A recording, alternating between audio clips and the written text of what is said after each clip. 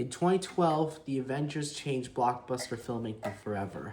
It proved that a shared universe of cinematic masterpieces can work. And naturally, expectations of the sequel were pretty massive. 3 years later, Marvel would release the new Avengers movie in 2015, bringing together the heroes for another world-saving mission. The cast was bigger, the action was larger, and the stakes were higher than before.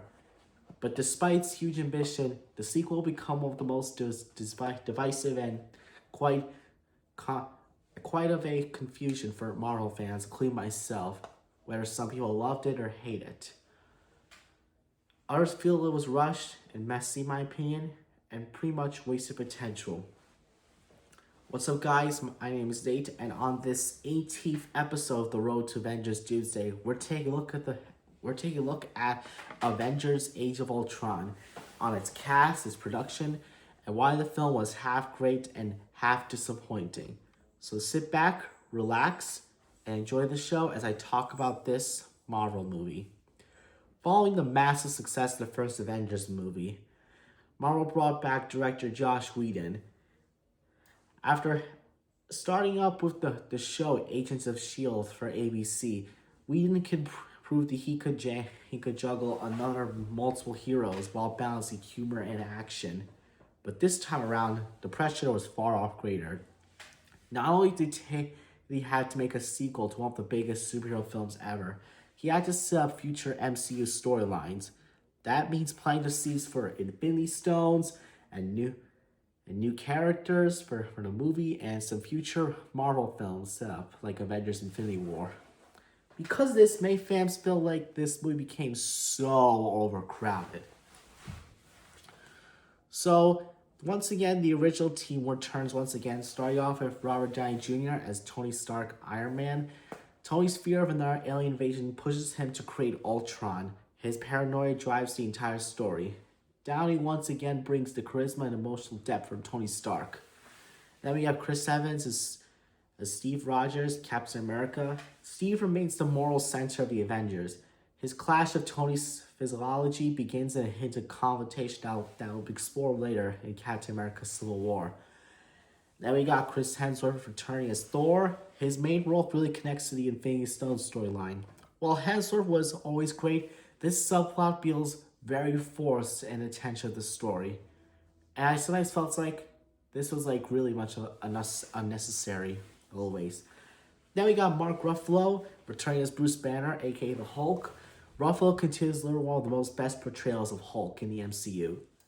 His relationship with Natasha adds emotional tension to the story. Speaking of Natasha, let's talk about Scarlett Johansson, aka Natasha Romanoff from Natasha Romanoff, Black Widow.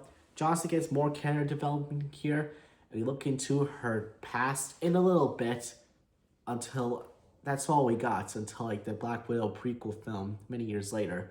Though some fans were divided on the Hulk romance storyline. I mean, I was a little questioned about it because I was a little confused about it.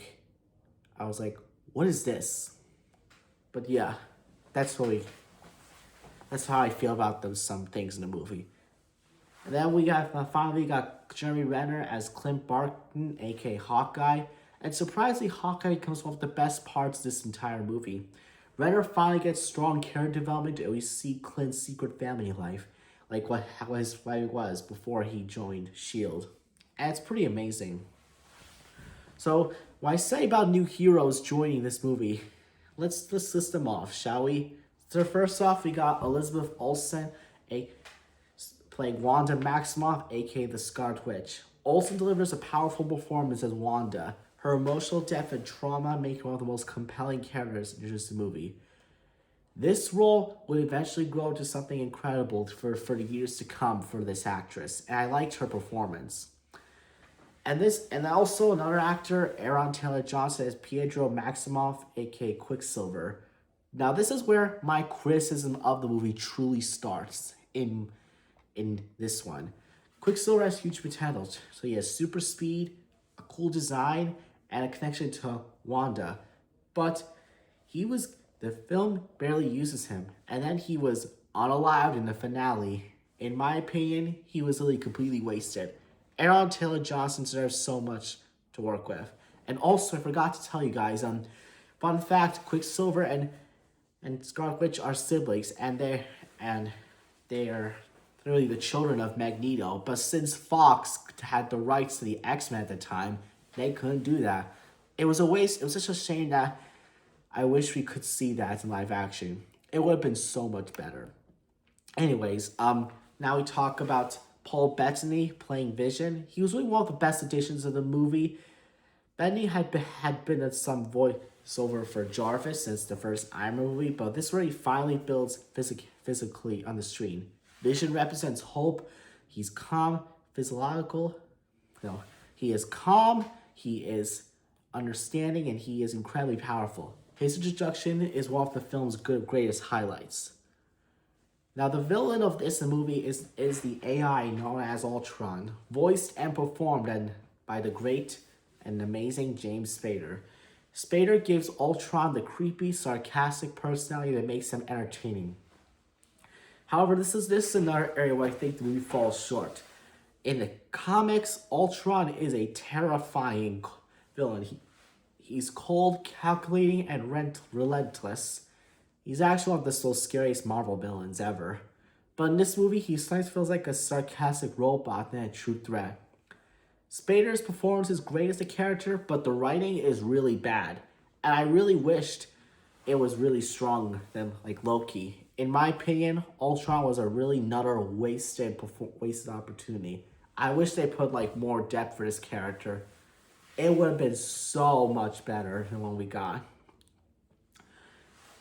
Now, here's where the movie becomes really divisive, in my opinion. So feel free to say what you say in the comments, but I'm just saying my opinion. This movie tries to juggle a few things. Ultron's story, the Avengers' internal conflict, Scarlet Witch and Quicksilver, Vision's introduction, the Infinity Storm loan, and the future MCU setup. That is like you're juggling 6 stones of elemental items together. And because this movie feels very much rushed, some other scenes are fantastic.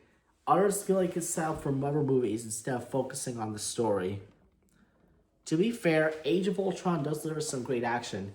There's like the opening Avengers battle, the Hulk versus the Hulkbuster, and the final battle of Sokovia.